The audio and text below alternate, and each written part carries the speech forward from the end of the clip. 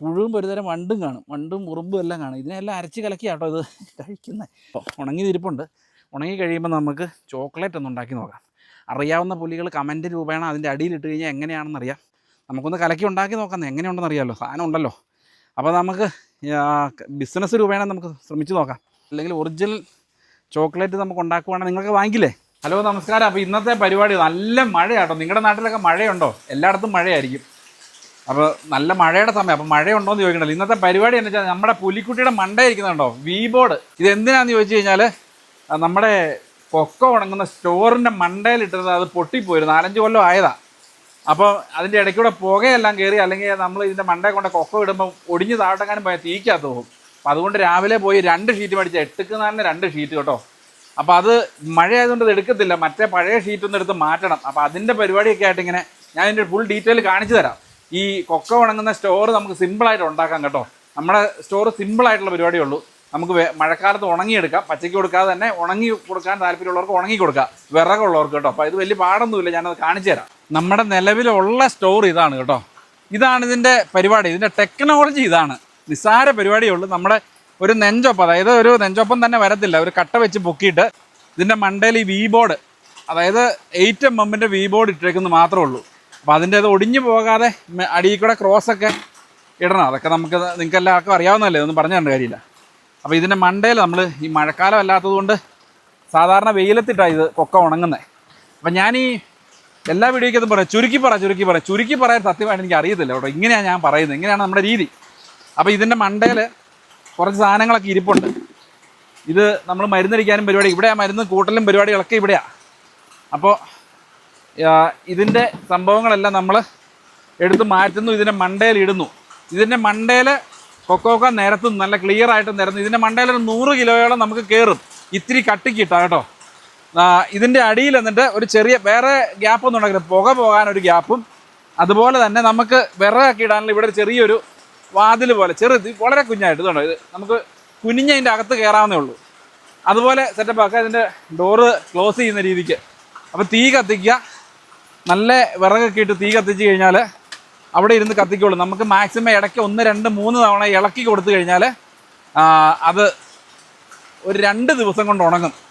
ഒരു നന്നായിട്ട് 3-ാമത്തെ ദിവസം ഒരു 3-ാം പകുതിയോട് കൂടി, 3 ദിവസം ഫുള്ള് വേണ്ട, നല്ല തീ ഉണ്ടെങ്കിൽ കേട്ടോ, ഒന്ന് ഇളക്കിയൊക്കെ കൊടുത്തു കഴിഞ്ഞാൽ നല്ല പപ്പട പരുവത്തിന് ഉണങ്ങും.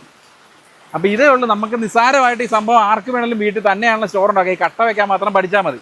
അതിൻ്റെ അളവും 8-4 അല്ലെങ്കിൽ ഇതിൻ്റെ ഷീറ്റിൻ്റെയൊക്കെ അളവ് എല്ലാവർക്കും അറിയാമല്ലോ.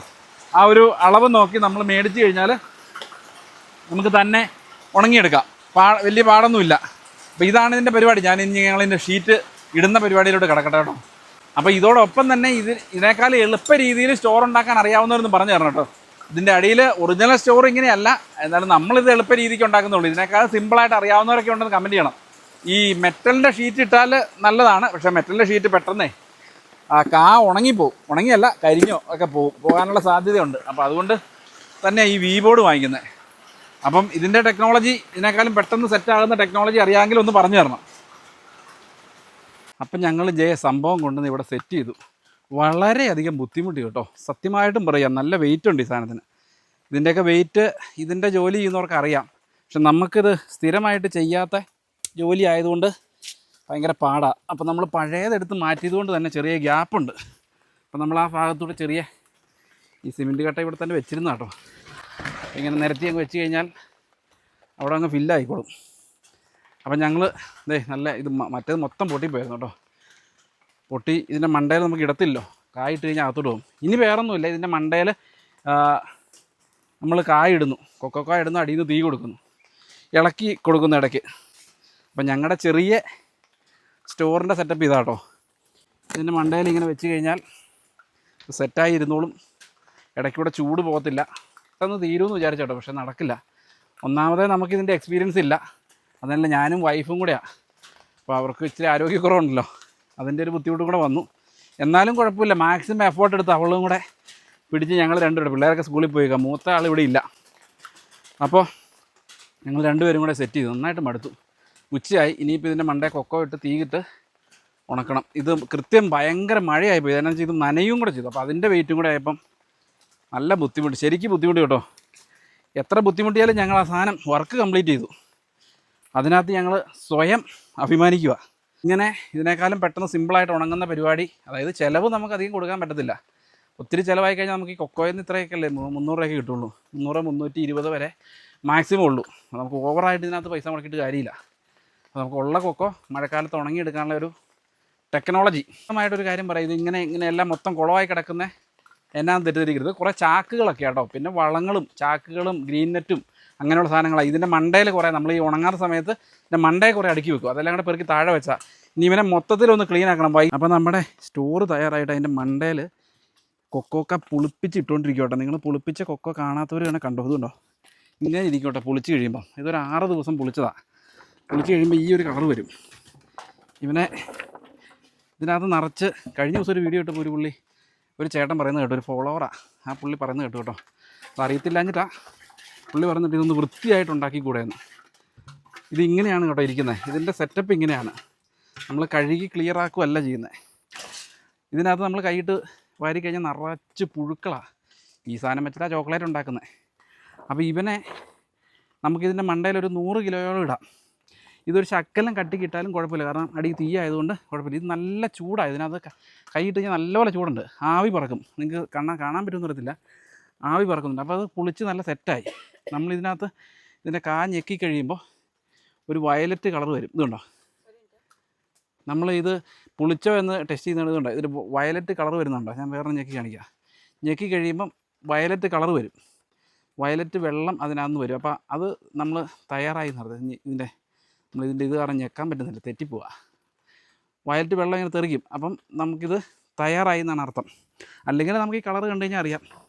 ഇനി ഇവനെ നിറച്ച് പുഴു കേട്ടോ, നമ്മുടെ കയ്യേക്കൂടെയൊക്കെ പുഴു, തീരെ കുഞ്ഞു പുഴു, നമുക്കത് ദോഷം ചെയ്യുന്ന പുഴുവല്ല. അപ്പോൾ ഇവനെ നമ്മൾ നിരത്തിയതിന് ശേഷം തീയിട്ട നല്ല ചൂട്. അപ്പോൾ ഇതാണ് ഇതിൻ്റെ യഥാർത്ഥ സെറ്റപ്പ്. കറക്റ്റ് പുളിക്കുക എന്ന് പറഞ്ഞാൽ ഇതൊരു 6 ദിവസം പുളിച്ചതാണ്. നമ്മൾ കൊട്ടയ്ക്കകത്ത് വെള്ളം പോകുന്ന കൊട്ടയ്ക്കകത്ത് വെച്ചിട്ട് ഇതിൻ്റെ വെള്ളമെല്ലാം പോയി നല്ല സെറ്റായിട്ട് ഇതുണ്ടോ ഈ ഒരു ഷേപ്പിലിരിക്കും, ഈ ഒരു കളറിലിരിക്കും. വെള്ളത്തിരുന്ന് കൊക്കോക്ക ഈ ഒരു കളറിൽ ഇരുന്ന് കഴിഞ്ഞിട്ടുണ്ടെങ്കിൽ പുളിച്ച് സെറ്റായി. അപ്പോൾ ഇവനെ ഉണങ്ങാനും എളുപ്പമുണ്ട്. അത് തന്നെയല്ല നമുക്ക് മാർക്കറ്റിൽ വാല്യൂ കൂടുതലുണ്ട്, നമുക്ക് റേറ്റും കൂടുതൽ കിട്ടും ഇങ്ങനെ പുളിപ്പിച്ചാണെങ്കിൽ. നമ്മൾ സാധാരണ പുളിപ്പിച്ചിട്ടാണ്. പിന്നെ വെയിലുണ്ടെങ്കിൽ ഈ 6 ദിവസം വരെ ഇരിക്കും. ഇത് പൊട്ടിപ്പോയതുകൊണ്ടാണ് ഇങ്ങനെ ഇരുന്നത്. അപ്പോൾ നിങ്ങൾ കണ്ടു നോക്കിയേ, ആവി പറക്കുന്നുണ്ടോ? ഇങ്ങനെയാണ് ഇതിൻ്റെ യഥാർത്ഥ സെറ്റപ്പ് കേട്ടോ.